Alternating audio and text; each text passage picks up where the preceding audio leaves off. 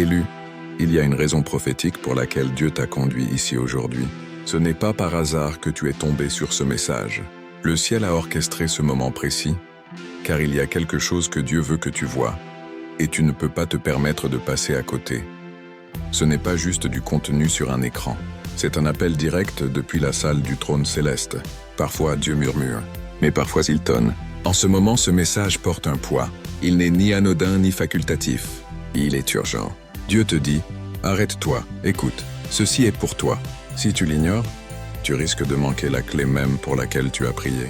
C'est une interruption divine, destinée à t'aligner avant ton prochain pas.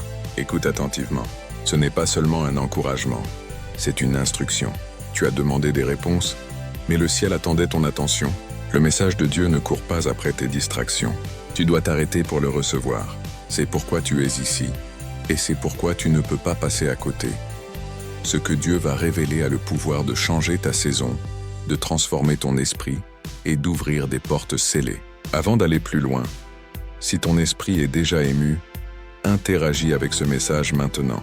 Abonne-toi pour ne pas manquer le prochain message du ciel. Indique ta ville et ton pays dans les commentaires pour que le peuple de Dieu puisse se tenir uni à travers le monde. Et pour ceux qui soutiennent ce ministère, que ce soit via le lien épinglé dans les commentaires ou la fonction de remerciement, sachez ceci, vous ne faites pas que soutenir, vous vous alignez. Votre don est un acte prophétique qui dit « Seigneur, je t'entends et j'entre en alliance avec cette parole. Que le ciel honore cette obéissance par une faveur que nul ne peut nier. » Maintenant, ne bouge pas. Reste ici car dans les instants qui suivent, nous plongerons dans cette révélation et tu comprendras pourquoi Dieu a tout arrêté pour te la transmettre aujourd'hui. C'est urgent. C'est personnel. Ne passe pas à côté. Commençons par cette vérité fondamentale. Dieu te voit. Pas le toi public qui sourit en cachant sa douleur. Pas la version de toi qui semble composée tout en affrontant des tempêtes en secret. Dieu voit les larmes que tu verses quand la pièce est vide. Il entend les prières que tu murmures sans qu'elles ne franchissent tes lèvres. Il voit le fardeau que tu portes sur tes épaules, la pression dont tu ne parles jamais, les peurs que tu masques par des rires, les questions que tu enfouis au fond de toi. Rien de toi n'est caché à son regard. La Bible l'appelle El Roi, le Dieu qui me voit. Genèse 16, verset 13. Souviens-toi d'Agar. Elle était une servante rejetée, abandonnée, chassée dans le désert sans nulle part où aller. Elle pensait que son histoire était finie, que son existence n'avait pas d'importance, qu'elle était insignifiante. Mais dans cet endroit aride, Dieu l'a rencontrée. Il l'a appelée par son nom. Il lui a rappelé qu'elle était vue, valorisée et incluse dans son plan. Agar a dit, « Tu es le Dieu qui me voit. » Ce moment a marqué un tournant pour elle. Élu, écoute ceci avec un feu dans ton esprit. Tu n'es pas invisible pour Dieu. Quand le monde t'ignore, quand tes amis te comprennent mal, quand ta famille t'oublie, le ciel garde ses yeux fixés sur toi. Tu n'es pas oublié, tu n'es pas abandonné. Ton histoire n'est pas perdue dans la foule. Dieu n'a pas seulement vu tes luttes, il a inscrit tes larmes, tes prières et tes combats dans son livre divin. Il est plus proche de toi dans le silence que tu ne le réalises.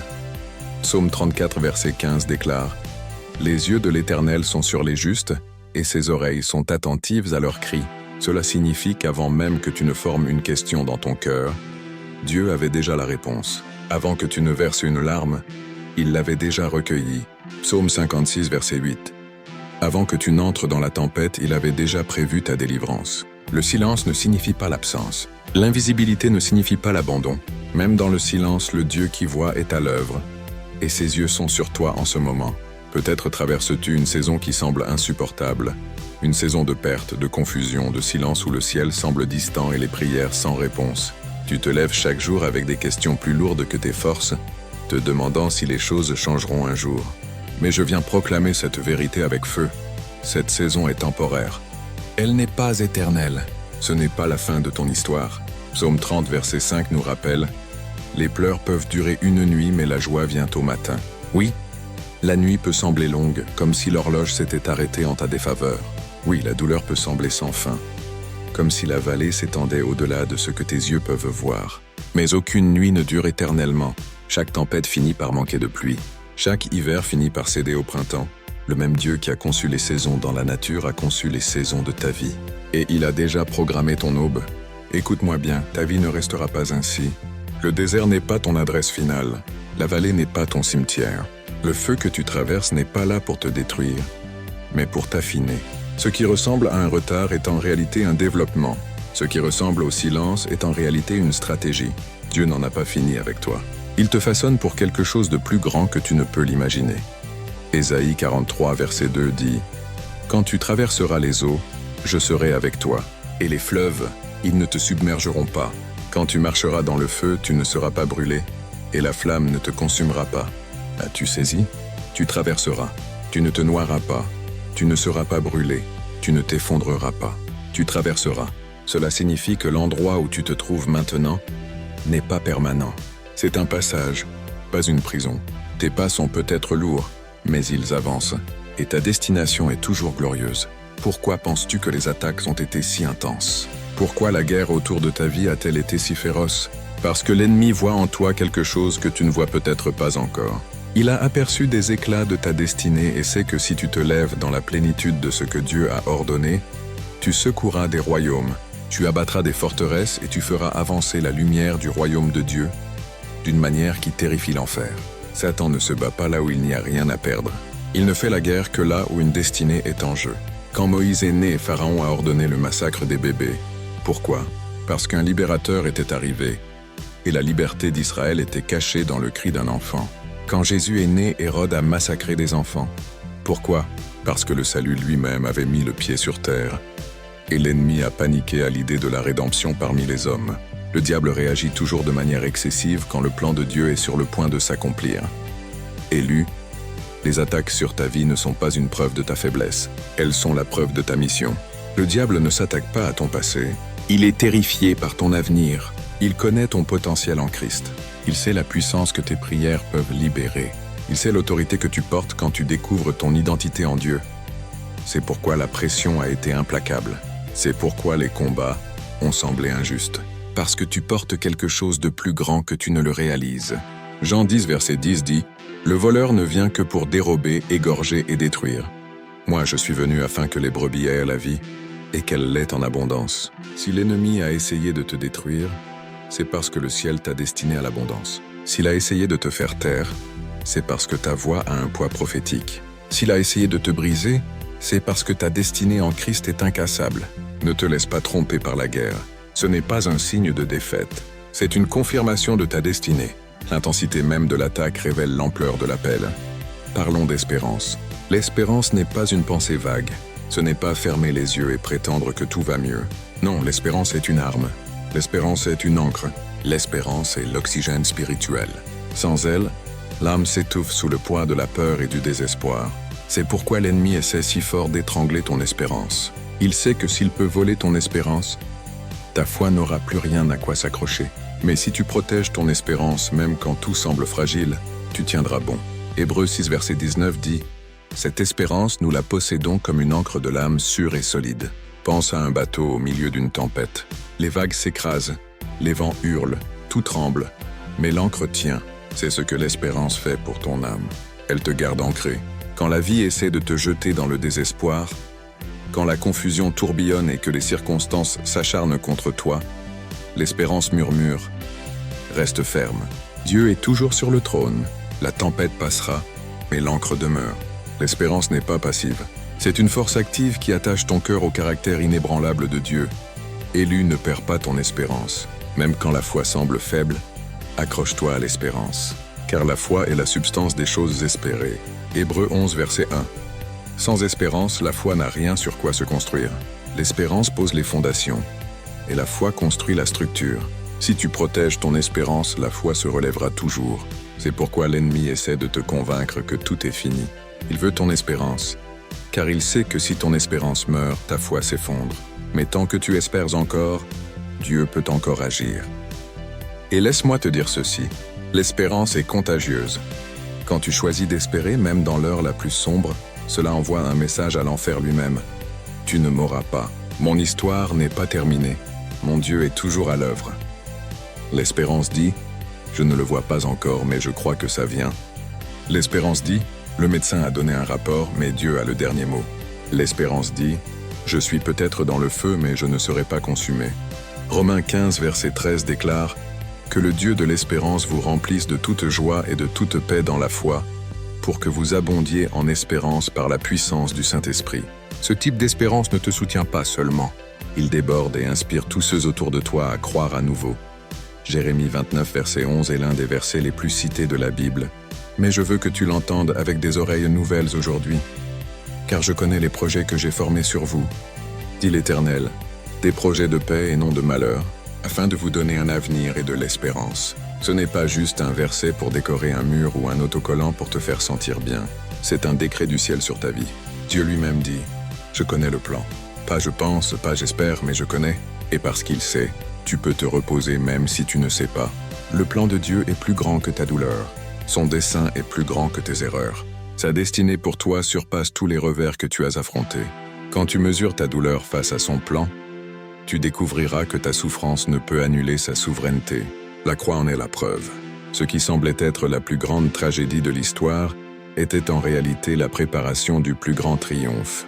De la même manière, les chapitres les plus sombres de ton histoire deviendront les endroits où la gloire de Dieu brillera le plus fort. Comprends ceci, ta douleur n'est pas gaspillée. Chaque larme, chaque perte, chaque porte fermée, Dieu utilise tout cela comme matière première pour ta destinée. Romains 8, verset 28 nous assure « Nous savons que toute chose concourt au bien de ceux qui aiment Dieu, de ceux qui sont appelés selon son dessein. » Cela signifie qu'aucun détail de ton histoire n'est aléatoire. La trahison que tu as endurée, le retard que tu as détesté, la déception qui a failli te briser, tout cela est tissé dans une histoire plus grande, un témoignage, une plateforme pour la gloire de Dieu. Un jour, tu regarderas en arrière et réaliseras que la douleur qui semblait devoir te détruire est devenue le processus qui t'a préparé. Son plan a toujours été plus grand que ta douleur, et sa promesse est toujours vivante. L'ennemi essaiera de te convaincre que ta lutte te définit. Il murmure, tu n'échapperas jamais à ça. Tu es ce que tu as fait, tu es ce qu'ils ont dit, tu es ce qui t'a brisé. Mais écoute-moi attentivement, tu n'es pas ce que tu as traversé. Ta douleur peut expliquer une partie de ton histoire, mais elle ne définit pas ta destinée. Tes cicatrices peuvent parler d'une bataille, mais elles n'effacent pas ta victoire. Tu n'es pas le divorce, tu n'es pas l'échec, tu n'es pas l'addiction, tu n'es pas l'erreur, tu n'es pas la douleur. Ce sont peut-être des chapitres de ton histoire, mais ce ne sont pas le titre de ton livre. Le sang de Jésus a réécrit ton histoire et l'a marqué de la rédemption. La croix est le mot final sur ton identité, pas les opinions des hommes, pas les mensonges de l'ennemi, ni la honte de ton passé. Tu es qui Dieu dit que tu es. 1 Pierre 2, verset 9 déclare « Vous êtes une race élue, un sacerdoce royal, une nation sainte, un peuple acquis, afin que vous annonciez les vertus de celui qui vous a appelé des ténèbres à son admirable lumière. » C'est le verdict du ciel sur toi. Élu, royal, saint, appelé, mis à part.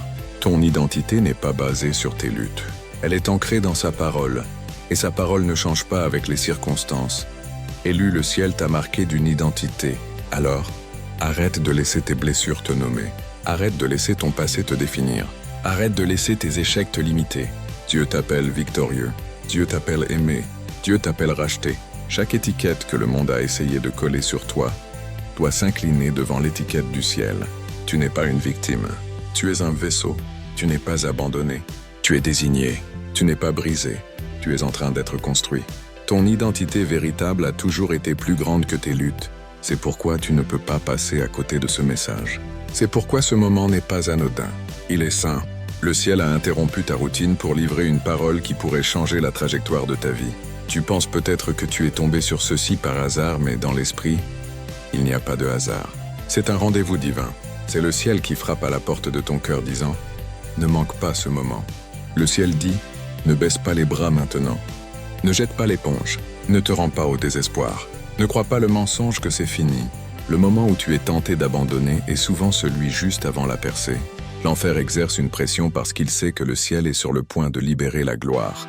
Le fait que tu entendes ceci maintenant est la preuve que Dieu combat encore pour toi, parle encore à toi, et t'appelle encore plus haut, car ton prochain chapitre sera ton meilleur chapitre. L'histoire ne s'arrête pas ici, elle change.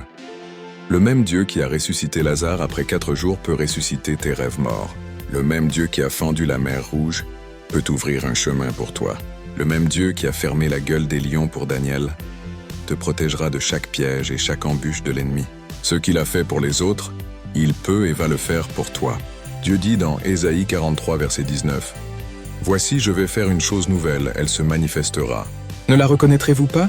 Je mettrai un chemin dans le désert et des fleuves dans la solitude. » As-tu saisi? Un chemin là où il n'y en avait pas, des fleuves dans des endroits secs, de l'espérance dans des lieux sans espoir. L'urgence est claire. Ne tarde pas, ne doute pas. Ne rejette pas cette parole. Entre dedans maintenant car le changement a déjà commencé et le ciel déclare que c'est ton moment. Élu, que cette vérité marque ton esprit aujourd'hui. Le feu dans lequel tu te trouves n'est pas destiné à te détruire mais à t'affiner. Souviens-toi de Shadrach, Meshach et Abednego. Ils ont été jetés dans une fournaise ardente. De l'extérieur, cela semblait être une mort certaine. Mais quand le roi a regardé, il a vu un quatrième homme marchant avec eux, un homme qui ressemblait au Fils de Dieu. Le feu ne les a pas consumés. Au contraire, il a consumé leur chaîne. Ce qui était censé les tuer est devenu la scène de la gloire de Dieu. Il en est de même pour toi. La fournaise dans laquelle tu marches n'est pas ton tombeau, c'est ta salle de raffinage. Dieu marche avec toi, et sa présence est la preuve que tu ne seras pas détruit. Le feu dans ta vie n'est pas là pour te consumer, mais pour briser tes chaînes. La tempête n'est pas envoyée pour te tuer. Elle est envoyée pour révéler le Dieu qui commande au vent et aux vagues. Alors, relève la tête, redresse les épaules, essuie tes larmes. Ce n'est pas la fin, c'est le début d'une nouvelle saison. Les épreuves, les combats, les larmes ont tous fait partie de ton raffinage. Ton histoire n'est pas terminée. Dieu est toujours en train d'écrire. Et quand il tournera la page, le prochain chapitre portera une gloire plus grande que toute douleur que tu as affrontée et un témoignage qui fera taire chaque mensonge de l'ennemi. Prions ensemble cette prière de foi, comme une seule famille. Père, au nom puissant et irrésistible de Jésus, je lève chaque élu sous le son de ma voix en ce moment. Seigneur, ils ne sont pas ici par hasard. Ils sont ici par ton dessein divin. Tu as interrompu leur défilement parce que le ciel avait une parole avec leur nom dessus. Alors je déclare aujourd'hui que cette parole perce leur cœur, qu'elle enflamme leur foi, qu'elle éveille leur destinée. Dieu, tu es El Roi, le Dieu qui nous voit. Vois-les maintenant, Seigneur. Vois les larmes qu'ils ont versées quand personne ne regardait. Vois le fardeau qu'ils ont porté en silence. Vois les combats qu'ils ont menés seuls. Et maintenant, Père, insuffle une vie nouvelle en eux. Enveloppe-les de ton amour. Couvre-les de ta présence. Fais-leur savoir, sans l'ombre d'un doute, qu'ils ne sont pas oubliés, pas abandonnés, pas invisibles. Je parle avec autorité. Aux fatigués, je déclare une force surnaturelle. Aux brisés, je libère une guérison venant du trône de la grâce. Aux désespérés, je décrète un nouveau baptême de feu. Aux rêveurs qui ont presque abandonné, je dis « Relevez-vous car votre histoire n'est pas finie. » Seigneur, brise chaque chaîne maintenant. Brise la chaîne de la peur. Brise la chaîne de la honte. Brise la chaîne de la dépression. Brise la chaîne du manque. Comme le feu a libéré Shadrach, Meshach et Abednego dans la fournaise, que chaque feu dans leur vie consume les liens et révèle la puissance de ta présence qui marche avec eux. Je déclare prophétiquement que c'est leur matin. La longue nuit est terminée. La joie éclate. La victoire se lève. Ce que l'ennemi a destiné au mal, Dieu, tu le transformes pour leur bien dès maintenant. Et Père, je relâche une bénédiction spéciale sur tous ceux qui choisissent de s'abonner, d'aimer, de partager, non par vanité, mais comme des vaisseaux portant ce feu aux autres. Que chaque partage soit une semence de délivrance. Que chaque clic soit une porte pour qu'une autre âme te rencontre. Multiplie leur obéissance par la faveur, l'augmentation et des témoignages qui réduisent au silence tout doute. Seigneur, scelle cette prière au ciel. Que des miracles éclatent. Que des vies soient transformées. Que des témoignages affluent. Et que chaque élu ici aujourd'hui se lève avec une espérance inébranlable, une foi incassable et une victoire indéniable. Au nom puissant, matchless et briseur de chaînes de Jésus, je prie. Amen et Amen. Si ce message a touché ton cœur et que tu souhaites soutenir notre mission de répandre la parole de Dieu, il y a un lien épinglé dans les commentaires ci-dessous. Aucun don n'est trop petit. Ta générosité, même 1 centime, peut apporter de l'espérance et de la joie dans la vie de quelqu'un. Merci de t'associer à Dieu dans cette œuvre importante.